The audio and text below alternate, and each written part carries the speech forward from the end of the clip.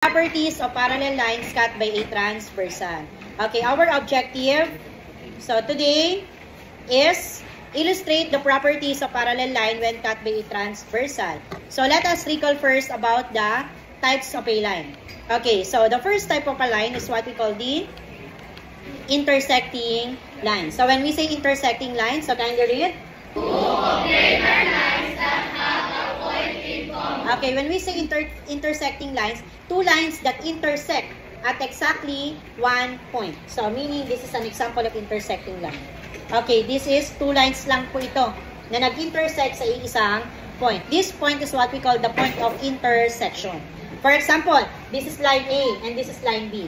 Line A and line B intersect at point C. And point C is what we call the point of intersection. That is intersecting line. So the second one is what we call the concurrent lines. So when we say concurrent lines, three or more coplanar lines that intersect at exactly one point. So this is somehow similar to intersecting line. Pero dito anak, ang pinag-uusapan ay ilang lines na? Three or more. Ito po iyon. So tatlo o higit pang line, pero nag-intersect pa rin sa isang point. So this point is what we call the point of intersection pa rin. So do you understand? Okay, the third one is what we call the perpendicular lines. So perpendicular lines, two lines that intersect at exactly one point and form a right angle. Similar pa rin siya sa intersecting line. Pero dito anak, may rule. Kailangan yung dalawang line mag-intersect sa iisang point at maka-form dapat ng right angle. Kapag may right angle, automatic perpendicular lines ang given na example. Question? Do you understand? Okay, next we have also the skew lines. Okay, boys, can you read the meaning? Skew lines are non-coplanar lines that do not intersect and are not parallel. Okay, this is an example of skew lines. Line CD and line AB are skew lines because the lines do not intersect. And we can say that line AB is not on the plane D or on this plane. Okay, where line CD lies in that plane. So meaning, to identify the two lines, if they are example of skew lines, kailangan hindi daw anak mag-i-intersect. At the same time, yung isa tumama sa loob ng plane, pero yung isa ay nag-intersect lang. Hindi mismo nagstay sa plane. Do you understand? That is the meaning of skew lines. The fifth one is what we call the parallel lines. So when we say parallel line, boys, kind of read? Are coplanar lines that do not intersect. Are just simply two lines that never intersect. Why? Because they have the same distance. Okay, so this is an example of parallel lines. So line A and line B are parallel to each other. And this is the mathematical symbol for parallel. We can say that line A is parallel to line B. So another example of parallel line is the edge of the board. Okay, ano yung edge? Ito anak yung dulo. Yung dulong ito ay parallel sa dulo dito. Another example of parallel line is the window. Kaya equal yan. Kaya same sila ng distance. So because they are parallel. Another is the roof. What part of the roof?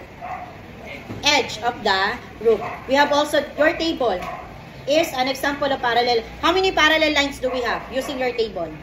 We have two pairs of parallel. Anak, pag sinabi nating parallel, dalawa o higit pang lines ang pinag-uusapan. Kasi comparing the distance eh. Okay, meaning, using our table, we can say that it has two pairs of parallel lines. Do you understand? Another, any question about parallel lines? O another example. O using this figure, how many parallel lines do we have? Okay, we have two pairs of parallel lines. So give me one pair of parallel line. Yes, De Pamalio? Very good. Line O is parallel to line P. Another example of parallel line. Yes, ready to? Okay, line M is parallel to line M. Okay, pag sinabi natin parallel, anak, comparing two or more lines, hindi natin masasabi, how many parallel lines do we have? We have two pairs. Apat yung lines natin, pero ilan lang ang parallel? Dalawang pair lang po. So, any question about parallel line? And then we have also, the last one is what we call the transversal line. So when we say transversal line, a transversal line intersecting two or more coplanar lines at different point. Or just simply, when we say transversal, ito yung line anak na nagkakat sa parallel line. So this is an example. Based on the given illustration, name the parallel lines. Give me one pair of parallel lines. Coronel. Okay, line A and line B are parallel to each other. Why? Because they have the same distance. And then, ano yung nag-cut, anak, kay line A at line B? Line C. Line C is what we call the transversal. Yung humati sa parallel line. Do you understand? Meaning, line C is the transversal because it intersects line A and line B. So, another example. Based on the given example, give me one pair of parallel line. Yes, anak. Okay, why? Line M is parallel to line N. And what is the transversal? Mas bang? Okay, very good. The transversal is line L. Okay, so the transversal is line L. Why? Because line L intersect line M and line N. So, any question? Now, another example.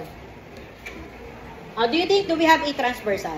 Yes. Okay, first question. Meron ba tayong parallel? Therefore, we have no transversal. Kasi when we say transversal, kinakat niya yung parallel lines. May parallel po ba? Therefore, we have no transversal. And what kind of line is this? How many lines do we have? Three. Three lines that intersect at exactly one point. What kind of line is that? Very good. The concurrent lines. Kasi pag two lines lang, anong tawag doon? Intersecting. Kailan po tayo, anak, nagkakaroon ng perpendicular? Kapag may right angle. May right angle po ba? So, meaning concurrent lines po ito. Any question?